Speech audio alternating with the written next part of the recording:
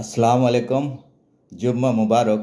আজকের জুম্মার দিন নামাজে যাব, তো ভাবলাম কি খেয়ে যাই। ঘুমের থেকে উঠতে দেরি হয়েছে এবং কালকে রান্নাও কিছু ছিল না। তো ছোট্ট করে একটু আয়োজন করলাম। আমি এই যে এখানে একটু দেখাই, একটা ডিম সিদ্ধ করে নিয়েছি আর ২টা পিঠা তেলের উপর দিয়ে ভাজি করলাম, আর কিছু টমেটো কাটলাম, আর কিছু শসা কেটে নিলাম। আর এখানে রেখেছি খেজুর। খেজুর খেজুর খুব প্রিয়। আর এখানে ১ গ্লাস ফ্রেশ মাল্টা জুস বানিয়ে নিলাম।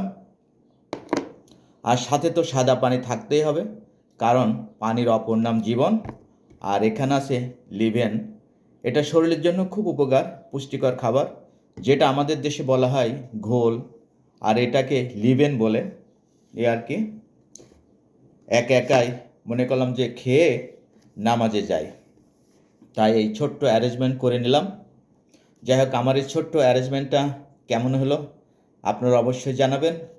আবার আপনাদের জানাই জুম্মা মুবারক।